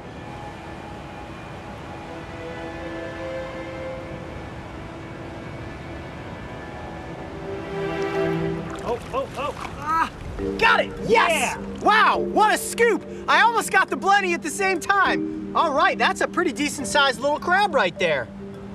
Look at you. Look at those distinct striped markings on the legs. Now I'm gonna actually have to look this one up in a field guide. I'm not sure exactly what species it is. Let me keep it in the net like that just for a second. Uh-oh. Oh. Nice guy. Okay, and I lost him. Hold on.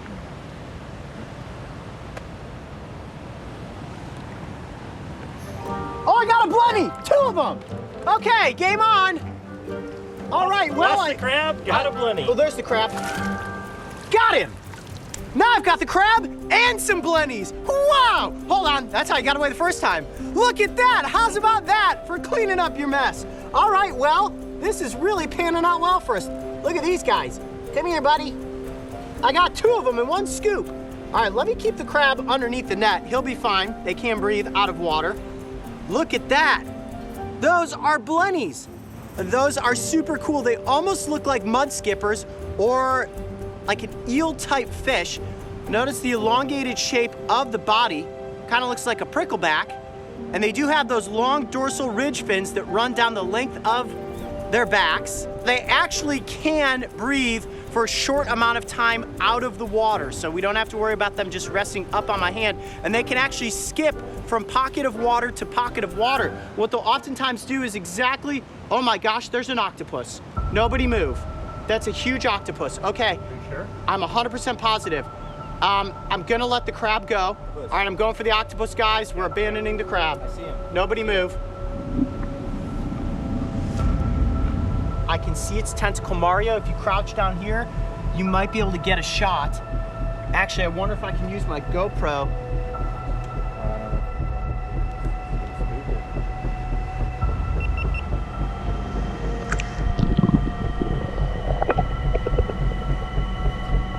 He's wedged right into that little cavity. Can you see? Yeah.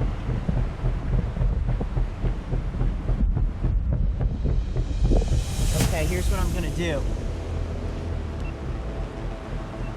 I'm gonna actually place my net up in this area, try to reach my arm around and scare him up into the net.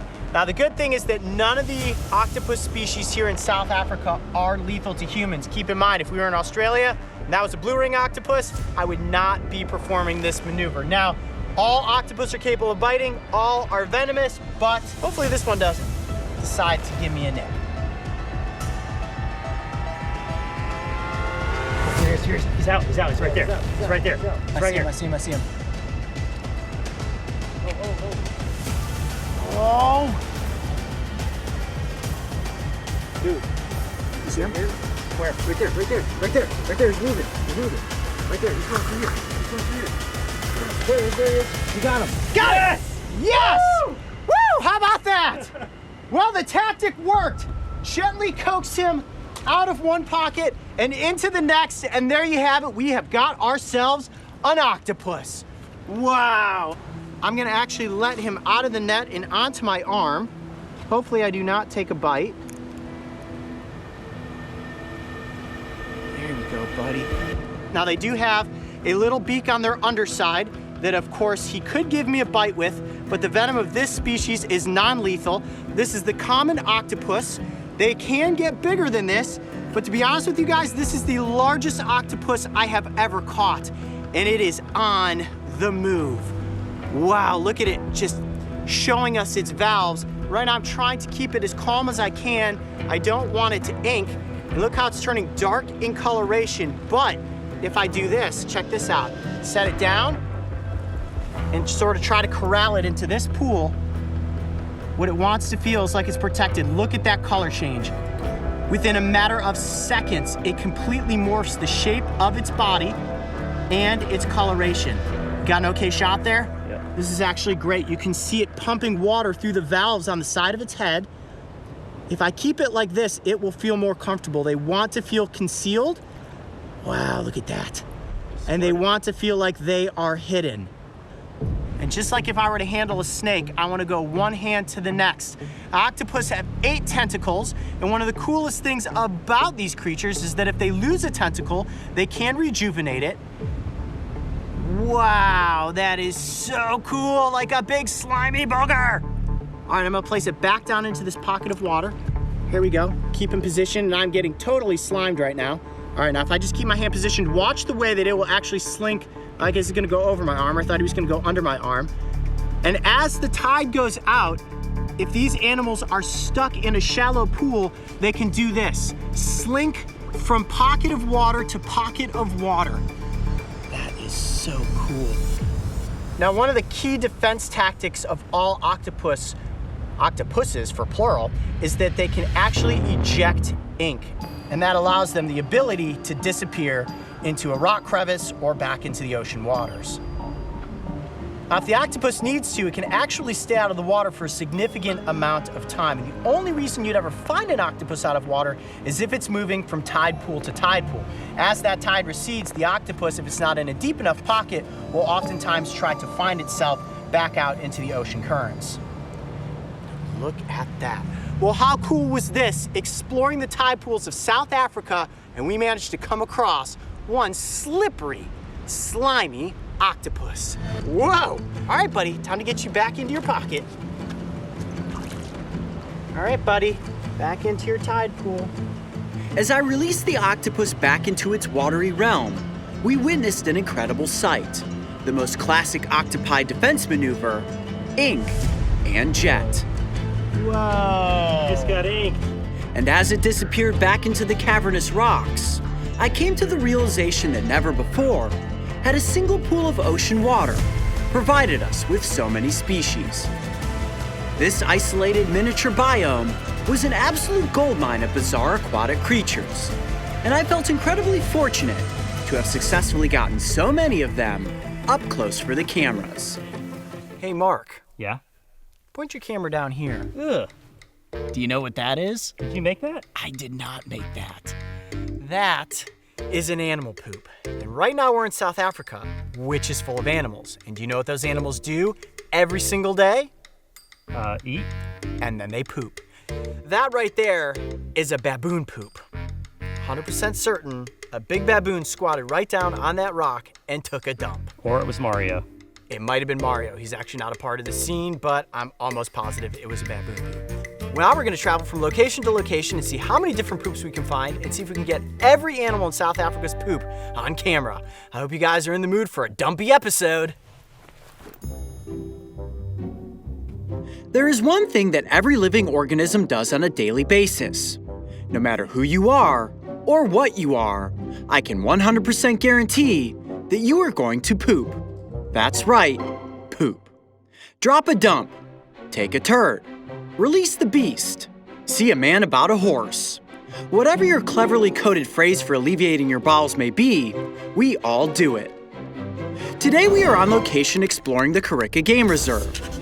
This massive expansive wilderness is home to hundreds of animal species, and just like you and me, they all poop. In fact, some of them poop several times an hour, maybe even more. So with all of these butt nuggets out there rolling around, how do we know which feces pieces belong to which animals? Ooh, this'll work. This is Jo.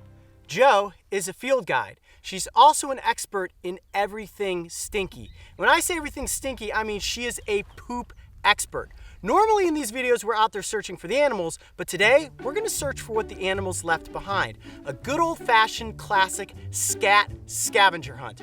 Jo, I'm just gonna go ahead and dive right into this and pick up a handful of these delicious looking little pellets. He's just gonna grab them all. Mario, he's touching the poop already. Yep, he's gotta touch everything.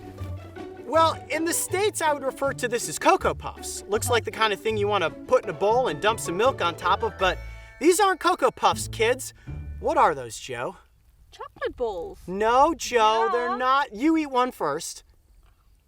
She tricked you guys. She didn't really eat that, and I'm not going to be duped into this either.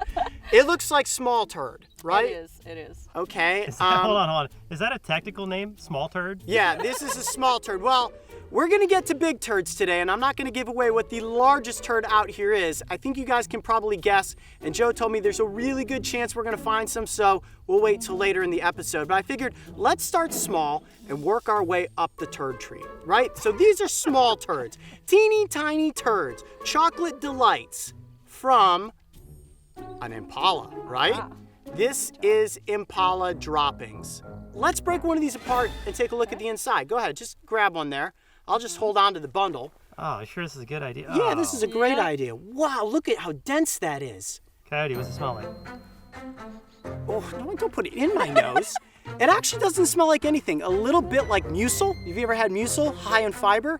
And in fact, this is all fiber pretty much because all these impala are feasting on are plants and underbrush. It's processing through their system and then turning into these little tiny nuggets. Doesn't smell like anything at all. Wow. Well, I would say we were off to a good start. Yep. We've got some tiny turds. Now let's work our way up to something a little bit bigger. So if you guys are ready, hold on. This episode is all about... Oh goodness. Mark, now you're part of the poop train as well. All right, guys, back in the vehicle. Let's find the next turd. Maury's throwing poop at me. At least it's not on me. All right, guys, we're gearing up in the poop train. This Land Cruiser is our official vehicle to skirt across the savannah looking for dumps. All right, Joe, fire up. Let's go. Let's find ourselves some poopies. Hey guys, wait for me. Come. All right, go. Okay. We're tracking turds, ladies and gentlemen. Woo. Tracking down the big turds. Traveling by way of a game drive vehicle allowed us to quickly move from one turd-filled territory to the next. So we kept our eyes open and our noses primed for the next pile of poo. Wow. Okay, here's a nice little pile of droppings. I'm gonna get right down up close for this one and give it a sniff. Ooh, still a bit fresh. All right, Joe, now don't tell me. I'm gonna guess.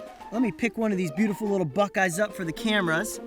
Given the size, about a 25-cent piece in the States, I would say that this is a wildebeest. Nope. Not a wildebeest. Okay, well, oh, maybe something more like a horse, a zebra. Nope. Not a zebra. I'm Bigger kind of a animal. Bigger animal. Yeah. Quite I mean, tall. it's tall. Giraffe? There you go. Really? That's a giraffe turd. So a they lot make, smaller than I imagined. Yeah, they make a lot of them. A little bit smaller, but a lot of them. Okay, I'm gonna do what everybody's waiting to see me do and just get a handful of these beauties. Jeez. Look at that. Now I'm gonna wash my hands after this episode, guys. Look at that. Now these are actually pretty dried out. You can still smell them a little bit. Well, there's a dry pile of turds for you right there. And if you didn't know, now you know what giraffe poop looks like. Mark, get ready. No. All right, guys, on to the next droppings. Oh, this takes me back, Joe. Oh, to where? To childhood, when I'd play in the sandbox with my trucks and I'd come across a boulder. Let me tell you something, kids. When you're playing in the sandbox, those aren't boulders. Those are kitty cruds. What? And right That's what here, those were? Those are cat cruds, I used buddy. to collect those. You used to eat those? Collect them. Oh, I thought you said eat those. Yeah, you don't want to eat a cat turd. They're full of germs. But this right here, that's a lion turd. A dried up lion turd nonetheless, but that's a big cat crap. And that's just one piece of it. Yeah, why don't you just pile them all up in my hand there? Oh, that one's a roller. Wow, that's a pretty hefty dump right there for a cat. Now this is really dried up. It's not moist, and if it was moist, it would be stinky because carnivore poop contains a lot of meat, guts, and gristle, and will have a pretty strong smell to it. Well, we've worked our way up from the small stuff. Let's cut the small poo and get to the big dumps. You ready? Ready. Here we go. Oh my sweet tumbler, look at this giant beauty. Joe, I don't think I'm gonna need help identifying this tremendous turd. It's gotta be an elephant. Nope. You're pulling my leg. No. You're pulling my trunk. Nope. Okay, I'm gonna climb backwards then down the turd tree hierarchy and say, the next biggest thing would be a rhino? That is correct. Yes! Look at that rhino turd. It's like a loaf of bread. But which one? Which Black, one what? Black or white rhino? Ooh, black or white rhino. Didn't think I was gonna have to guess. Well, let me break this turd open. Oh. Okay, I'm gonna go ahead and guess that it is a white rhino because it's lighter in coloration. Negative. It is a white rhino. Oh, it is a white but rhino. Why? Well, What is this? Is this that's poop. Yeah. What is it made of? Looks like grasses. Correct. Okay, yes. so grasses, tall, yellow, flowing savanna grasses. So what? The white rhino eat grasses and black rhino eat more underbrush? Black rhinos will eat from the bushes. Okay. So they'll have more twigs, more little berries, things like that in there. Okay, well that's good to know. And now considering the fact that it's just grass, here it comes, the official smell test. And get a good whiff. Oh. Nice job, Joe. I was about to do that too. Like the wedding cake trick. You know what? It smells like dirt. Does not smell bad at all. It completely smells like dirt. And that right there is 2 fists full of non-funky smelling turd. Wow, well, here's one for each of you. Oh, man. That almost hit me. This is not becoming fun for us. Oh! So far, we've seen impala, Yep, giraffe, correct? lion, Yes, and rhino. and rhino. There's only one bigger poo left out here. That's right, guys. Brachiosaur. Now, they tell me they do have dinosaurs here at the park. I haven't seen them yet, but if we can find some brachiosaur poop, we are going to be in business. Stay tuned, guys. Ah! Man, you got turd all over my shoulder. Stay tuned, guys. We're gonna find some really big poops.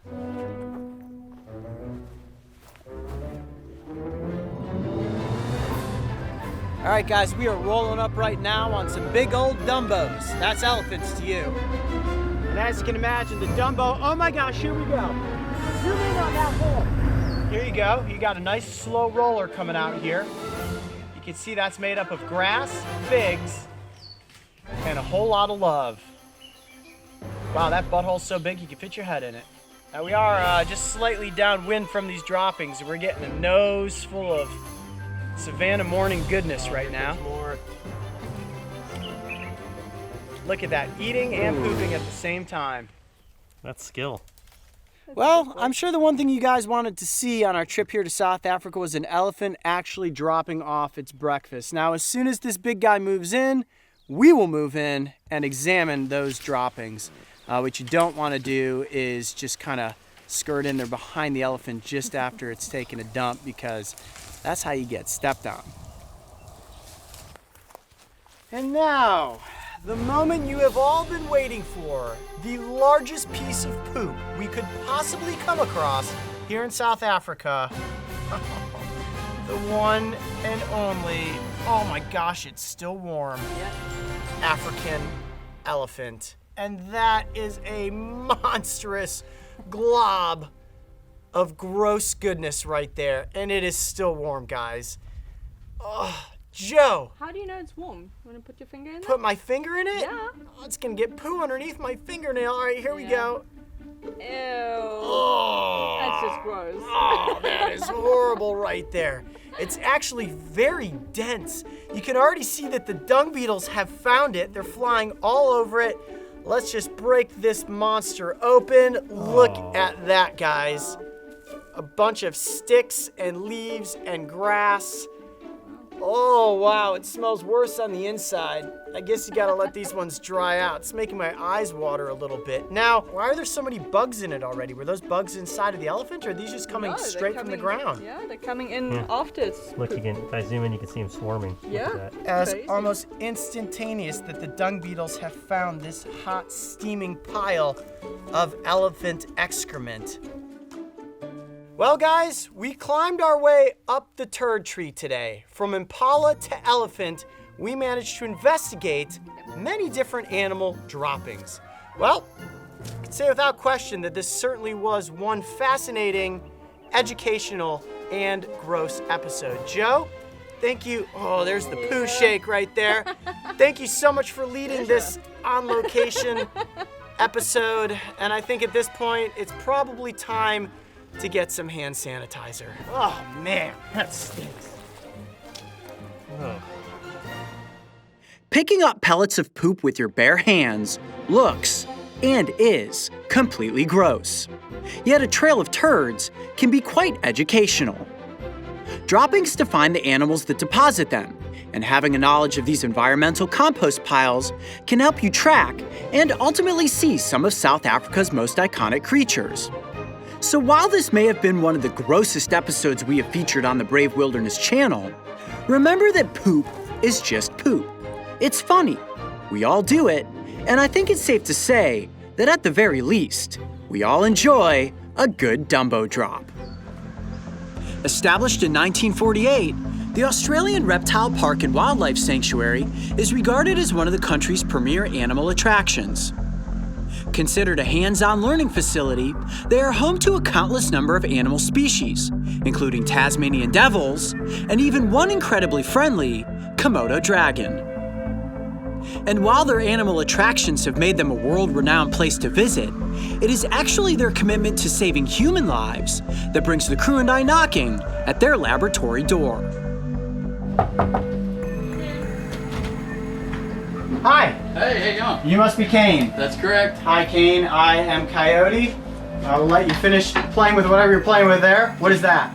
Just feeding a little redback. Oh, redback. Okay, cool. We did an episode on redbacks, but I brought you something a little more intimidating. I'm pretty sure we have a Sydney funnel web spider. Excellent. My favorite. Yeah, take a look. I know there are various different species, but we caught that one last night. Local to this area? Yes, about 30 minutes from here. Excellent. Oh, look how big it is. It is a very large specimen you've brought me. I'm very happy with that. Okay. It is a Sydney funnel web. That's the good news. It is definitely a Sydney funnel web. Is it a male? That's the big question. It is not. Oh, not a male. No. So this is not the venom gold that you guys are searching for. No, it is the males. We use their venom to make the anti-venom. Right. This is a female. Okay, I was really hoping that we were going to get to milk a spider today. Now, do you guys milk the females for anything? We do. We definitely milk the females, yeah. Can we milk this spider? We can definitely milk this spider. Great, so the venom does still have a value of some sort. It definitely does. We send the venom away for different research laboratories to look into the venom. Oh, sweet. Okay, well, we're still going to get to milk a spider, and that's exactly what we wanted. Now,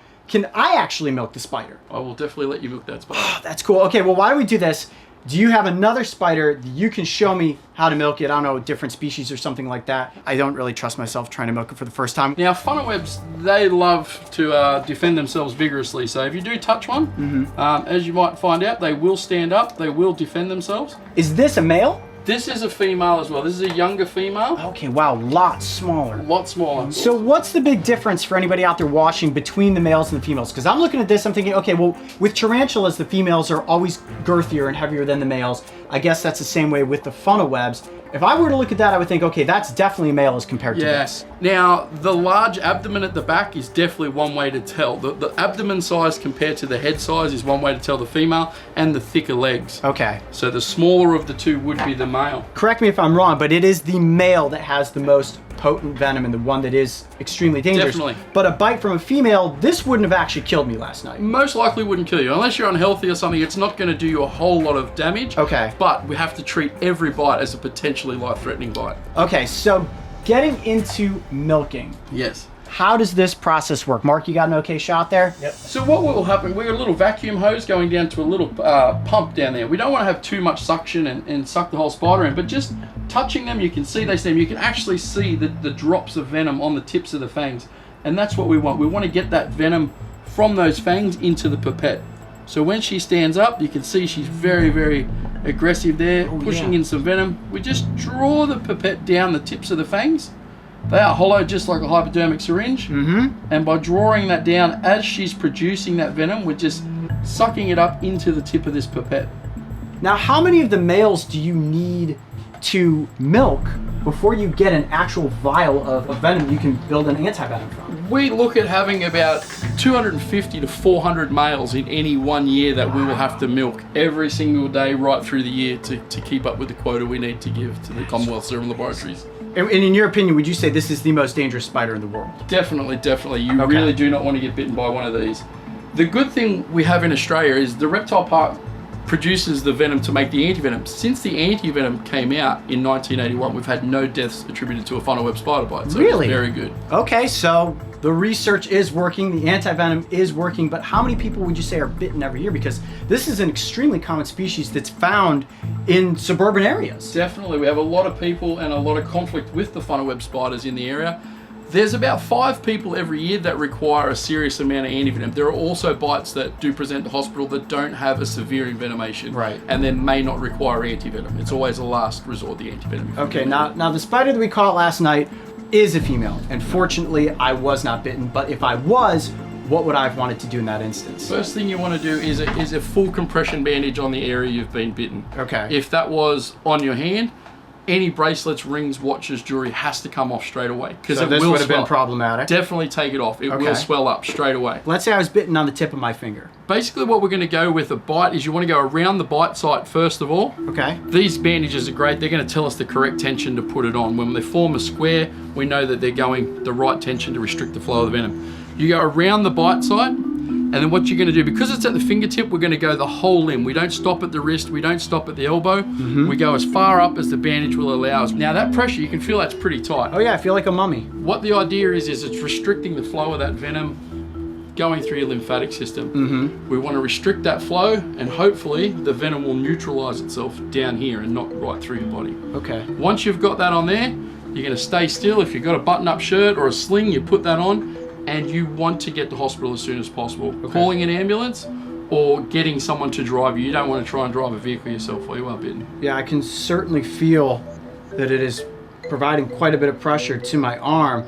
Now, like I said, as we all know, I was not bitten, but here's the million-dollar question. Have you ever been bitten? I've never been bitten by any spiders, luckily. Really? So no wow, spiders. so you're extra careful when you're working with these Definitely spiders. have to be extra careful working with Yeah, well, when we were filming last night, I'll tell you what, I was nervous to be around that spider. This is good to know. I mean, it sounds like this is something that everybody should have in their first aid kit here in Australia. Definitely in Australia. Venomous snakes around the world differ in different areas you wouldn't. In Australia, with our elapids, we need this same bandage will work on any of our venomous snakes as well as our funnel web spiders. All right, well, let's take this off my arm. I've seen you milk a spider. I think if you guys are ready, I am ready to milk the Sydney funnel web. Does that sound good to you? That sounds great. I'll put this little one away. Things are about to get dangerous. Oh boy, here we go. I'm just gonna gently coax her out. Ooh, there she is. That is one big funnel web spider right there. All right, I'm going to reach over here to grab the pipette. It's coming off of its clip. Here we go. Oh, wow, look at that. Wow. Okay, you can already see the venom coming off the tips of the fangs. And what Kane said is that I actually want to just kind of turn her a little bit. So if you touch her back leg on this side, she'll turn to face the pipette. Got it. Going on with the pipette. Okay. Oh, my hand is shaking. Just gently taking that venom off the edge of the fangs. Wow, there we go. Okay, there's definitely venom there inside the pipette. We get her to rear up a second time, and she will just keep producing venom, right, Kane? Yeah, that's correct. Even once you've got her up like that with the legs up, a gentle blow right towards those fangs will sometimes get her to push some more out for you.